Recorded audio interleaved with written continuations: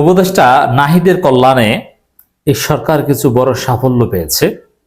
নাহিদ নিজেই সেটা বলছেন এবং আমাদেরকে সেই স্বীকৃতি দিতে হবে। নাহিদদের পাশে আমাদের দাঁড়াতে হবে, নাহিদদের সফলতা তুলে ধরতে হবে এবং আমরা বিশ্বাস করি নাহিদরাই বাংলাদেশ। আমাদের আস্থার জায়গা, আমাদের প্রত্যাশার জায়গা, ভরসার জায়গা নাহিদ। দর্শক, নাহিদ শুধু সফলতা এনে দিয়েছেন এটা নয়, আরো সুন্দর সুন্দর প্রতিশ্রুতি দিয়েছেন, যেটা অতীতের কোন সরকার পারেনি, যেটা নাহিদরা পারছেন। দর্শক,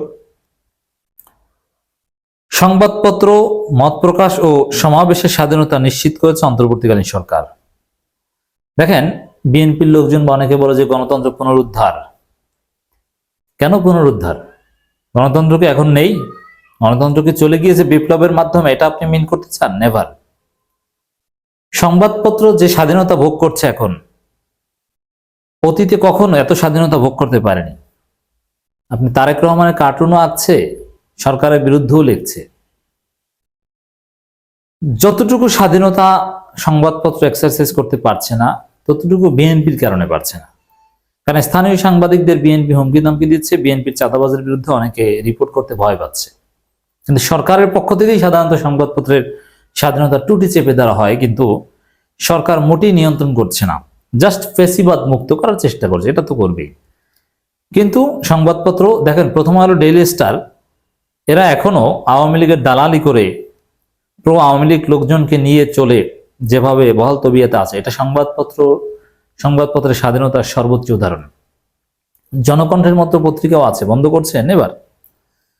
মত প্রকাশের স্বাধীনতা, আপনি যা ইচ্ছা তা বলেন না, দেখি। এত সুন্দর বাংলাদেশ আপনি অতীতে দেখেননি।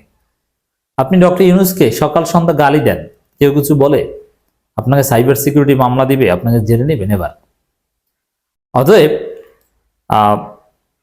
মত প্রকাশের স্বাধীনতা, আপনি আওয়ামী লীগ, বিএনপি, জামাত, যাকে ইচ্ছা, শুধু বিএনপিকে গালাগালি করলে বা বিএনপি সমালোচনা করলে বিএনপি সন্ত্রাসীরা আপনাকে একটু ভয় দেখাতে পারে। এছাড়া রাষ্ট্রের পক্ষ থেকে, বিএনপি তো এখন সন্ত্রাসীদের মতো কাজ করছে, সেটা ভিন্ন। রাষ্ট্রের পক্ষ থেকে আপনার মত প্রকাশের সামান্যতম বাধা নেই। আর বিএনপি চাইলেও যে বেশি কিছু করতে পারছে বা পারবে তা না, আপনি বিএনপি সমালোচনা করতে পারেন। অতএব, in spite of having some limitations, মত প্রকাশের স্বাধীনতার বর্তমান যে অবস্থা, এটা বাংলাদেশে কখনো ছিল বলে আমি মনে করি না। এত ফ্রিলি সরকারকে গালি দেওয়া বা সমালোচনার সুযোগ ছিল না কখনো। সমাবেশের স্বাধীনতা, যে যখন ইচ্ছা। এখন অনেকে মজা করে বলেন স্বামী স্ত্রীর মধ্যে ঝগড়া হলে দাও শাহবাগে গিয়ে আন্দোলন করে।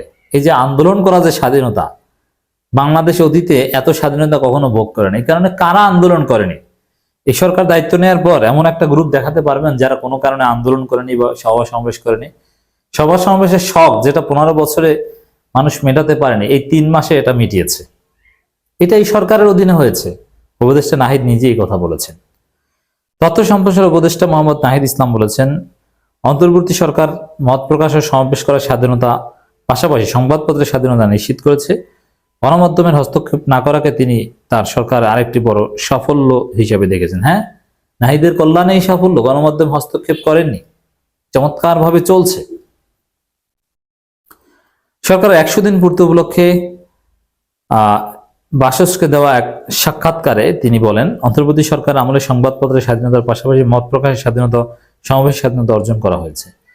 আবারও বলছি, সংবাদপত্রের স্বাধীনতার দুইটা দিক। একটা হচ্ছে সরকারের পক্ষ থেকে রেস্ট্রিকশন ইম্পোজ করা, আর একটা হচ্ছে সামাজিক কোনো ভয়ে সাংবাদিক স্বাধীনভাবে রিপোর্ট করতে পারে না। সরকারের পক্ষ থেকে শতভাগ স্বাধীনতা দেওয়া হয়েছে, কোনো ভয় নেই। নাহিদকে গালি দিলেও সমস্যা নেই। কিন্তু যতটুকু সমস্যা আছে সেটা সামাজিক কাঠামোগত। এই যে বিএনপিকে ভয় পায় বিএনপির বিরুদ্ধে রিপোর্ট করতে। এই উপদেষ্টা বলেন, তার মন্ত্রণালয় বা সরকারের 100 দিন গণমাধ্যম কার্যক্রম কখনোই হস্তক্ষেপ করেনি। মিডিয়া এখন তার পেশাগত কার্যক্রম পরিচালনায় সর্বোচ্চ স্বাধীনতা ভোগ করছে। নাহিদ আরো বলেন, মুক্তিযুদ্ধের 53 বছরের ইতিহাসে দেশের জনগণ ও গণমাধ্যম কখনো এমন স্বাধীনতা ভোগ করেছে কিনা তা আমাদের জানা নেই। স্বাধীন বাংলাদেশে গণমাধ্যম জনগণ এমন স্বাধীনতা কখনো ভোগ করেনি। আমি গবেষণা করে দায়িত্ব নিয়ে বলছি। আমরা যতটা ফ্রিলি বিভিন্ন গ্রুপে সমালোচনা করছি বা সরকারকে পক্ষে বিপক্ষে বলতে পারছি, যা ইচ্ছা তা করতে পারছি, কোনো চিন্তা নেই যে কোন জায়গা থেকে কে কি মামলা দেয়, কি নাকি পুলিশ আবার ফোন করে কি বলে, কোনো ভয় নেই। পুলিশ উল্টো পাল্টা বললে পুলিশকে পাল্টা গালি দেওয়া যাবে, কোনো সমস্যা নেই। বরং পুলিশ তার চাকরি বাঁচানোর ভয় থাকবে। আপনাকে কোনো পুলিশ ফোন দিয়ে যদি আপনাকে ভয় দেখায়, আপনি পাল্টা তাকে বলতে পারেন যে উল্টো পাল্টা করলে তোমার চাকরি থাকবে না। দিস ইজ স্বাধীন বাংলাদেশ। এই নাহিদদের কল্যাণে এই স্বাধীনতা আমরা পেয়েছি, এক্সারসাইজ করছি। 53 বছরের ইতিহাসে সবচাইতে স্বাধীন পিরিয়ড আমরা পার করছি। অনেক দুর্বলতা আছে আমাদের এই সরকারের, রাইট, তারপরে স্বাধীনতার দিক থেকে সত্যি অসাধারণ। সাইবার নিরাপত্তা আইন বাতিলে তথ্য মন্ত্রণালয়ের ভূমিকা তুলে ধরে এর আগে সংবাদপত্রের স্বাধীনতা খর্ব করা ও রাজনৈতিক মতবিরোধ দমন করা হতো উল্লেখ করে নাহিদ বলেন, সাইবার নিরাপত্তা নিশ্চিত করতে নতুন নীতিমালা তৈরি প্রক্রিয়া চলছে। সাইবার নিরাপত্তাও নিশ্চিত করতে হবে, আবার ভিন্ন মতকে দমন করা যাবে না। এই জন্য জনগণের সাথে আলোচনা করে কোনো ভীতিকর না এরকম একটা নীতিমালা তৈরি করা হবে, কোনো নিপীড়নমূলক কোনো আইন হবে না। তথ্য উপদেষ্টা বলেন, যেহেতু দেশে 16 বছর স্বৈরাচারী অবস্থা ছিল, সেই সময় দেশবাসীর কাছে অনেক কথা ও দাবি জমা ছিল। এখন তারা সেগুলো প্রকাশ করছে। আমরা তাদের জন্য সেই পথ তৈরি করার চেষ্টা করছি, যাতে করে তারা যা করতে চায় তা বলতে পারে। এই যে বললাম, যত আন্দোলন এই 3 মাসে করেছে, 30 বছরও এত আন্দোলন মানুষ করতে পারেনি। সব শ্রেণী পেশার মানুষ কোনো না কোনো ভাবে তাদের দাবি নয়, ব্যাটারি চালিত রিক্সা চালক আর পায়ে চালিত রিক্সা চালকরাও আন্দোলন করেছে। কি করেনি? সরকারের উপর আস্থা রেখে জনগণকে ধৈর্য ধরার আহ্বান জানি তথ্য উপদেষ্টা বলেন, আমরা এখনই তাদের সব দাবি পূরণ করতে পারছি না, তবে আমরা প্রত্যেকটি যৌক্তিক দাবি বিবেচনা করছি। প্রত্যেকটা যৌক্তিক দাবি পূরণ করা হবে। এত সুন্দর আশ্বাসই বা কে দিতে পেরেছে? প্রতিশ্রুতি বা কোন সরকার দিয়েছে? তিনি বলেন, মন্ত্রণালয় সরকারের প্রথম 100 দিন অফিস সংস্কার পরিবর্তিত কর্মকর্তাদের রদবদল পরিকল্পনা তৈরিতে ব্যস্ত থেকেছে। তারপরও তথ্য মন্ত্রণালয়ের, আমি তো আগেই বলেছি, আসিফের মন্ত্রণালয়, আসিফ নজরুলের মন্ত্রণালয় এবং নাহিদ ইসলামের মন্ত্রণালয় যথেষ্ট অগ্রগতি হয়েছে, যেটা সফলতার শীর্ষে আছে। জুলাই বিপ্লবের দিকে ফিরে তিনি বলেন, মন্ত্রণালয়ের অধীনে প্রকাশনা ও তথ্যচিত্র তৈরির লক্ষ্যে ইতিমধ্যে জুলাই বিপ্লবের বিশাল প্রমাণ সংগ্রহ করেছে। নাহিদ বলেন, শহীদ আহত সাংবাদিকদের জন্য মন্ত্রণালয় সহযোগী সংগঠনের সাংবাদিক কল্যাণ ট্রাস্ট আর্থিক সহায়তা ও অন্যান্য সুযোগ সুবিধা নিশ্চিত করার উদ্যোগ নিয়েছে। সাংবাদিকদের যে আর্থিক সমস্যা, তো এদের টাকা নেই, সামান্য বেতন, এর সমাধানের কাজ হচ্ছে। সাংবাদিক দম্পতি সাগর রুনি হত্যা মামলার বিষয়েও তিনি কথা বলেছেন। এটা রহস্য উদ্ঘাটন হবে। প্রধানমন্ত্রী নিজেই জড়িত না তৎকালীন স্বরাষ্ট্রমন্ত্রী জড়িত, বের হয়ে আসবে।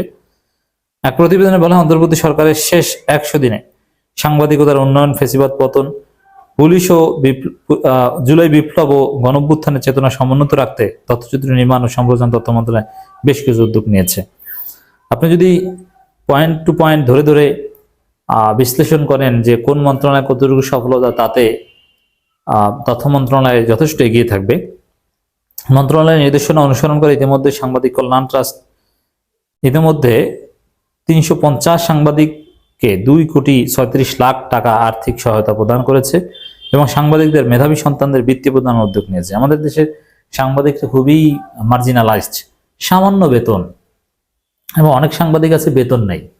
ফ্রিল্যান্স সাংবাদিকদের কথা বলছি না, কোনো পত্রিকার রিপোর্টার কিন্তু বেতনই দিতে পারে না। কি করতে হয়? 500 টাকা 1000 টাকা ঘুষ খেতে হয় রিপোর্ট করার বিনিময়ে।